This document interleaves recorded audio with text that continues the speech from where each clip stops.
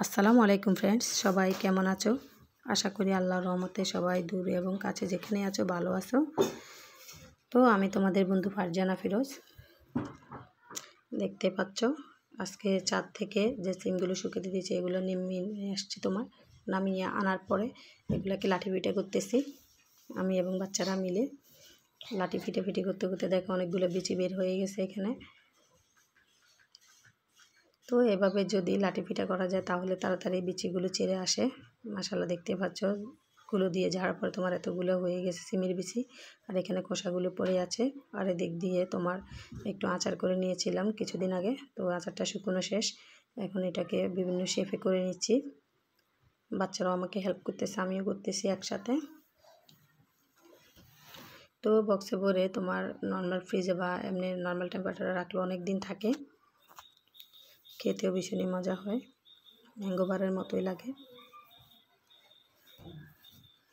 আমার ছোটো ছেলে বলতেছে শলায় গাঁথবে, তো শলা নিয়ে গাঁথছি এগুলা।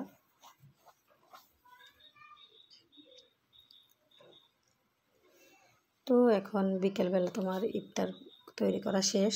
তো আজকে ইফতারে বেশি একটা কিছু নিব না, যেহেতু বাচ্চাদেরকে দুধ এবং তোমার ফল ফ্রুট খাওয়ানো হয় না রোজার সময়, ওরা তোমার পেঁয়াজ ও আলুর চপ এগুলো নিয়ে ব্যস্ত থাকে।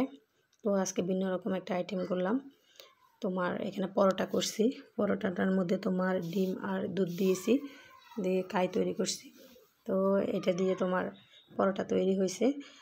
আর এখানে দুধের সাথে তোমার টেস্ট মি ট্যাং মিশিয়ে একটা শরবত তৈরি করলাম। মাশাআল্লাহ এটা খেতে ভীষণই ভালো, শরবতটার কালারও যেমন সুন্দর, খেতেও ভালো। তো আর এখানে আমি খেজুর, শসা, টমেটো, গাজর এবং আপেল মিক্স করে নিয়েছি।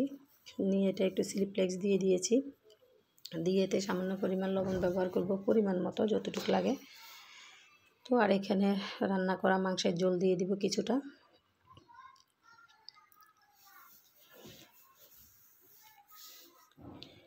দিয়ে তারপরে তোমার জলপাইয়ের আচার ব্যবহার করব, এতে খেতে মাশাআল্লাহ ভীষণ টক মিষ্টি ঝাল ঝাল এমন হয়, তো খেতে ভালো লাগে।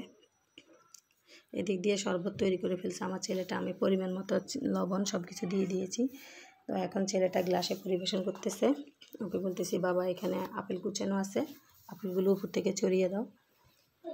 মানে আমরা মারা আসলে ব্যস্ত থাকি বাচ্চাকে কিভাবে কি খাওয়ানো যায়।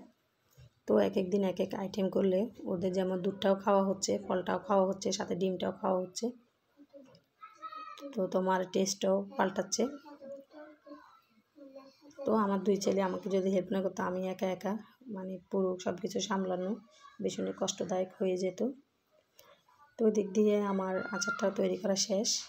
তো এখানে দেখো মাশাআল্লাহ পরোটাগুলো ভীষণই তুলতুলে হয়েছে, কালারটাও অনেক ইয়েলো কালার হয়েছে। আর এখানে কয়েকটা খেজুর নিয়েছি।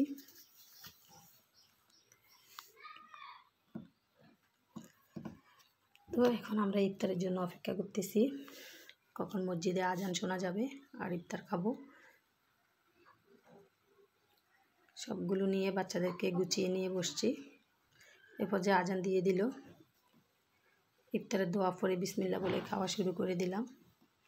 তো আগে শরবতটা টেস্ট করলাম খেজুরের পরে, ভীষণই ভালো হয়েছে মাশাআল্লাহ খেতে। তো সবাই ভালো থাকবে, আর আমার চ্যানেলটা যদি তোমাদের ভালো লেগে থাকে তাহলে অবশ্যই সাপোর্ট করে পাশে থাকবা। তোমাদের সাপোর্ট পেলে নিজেকে ভীষণই ভালো লাগে।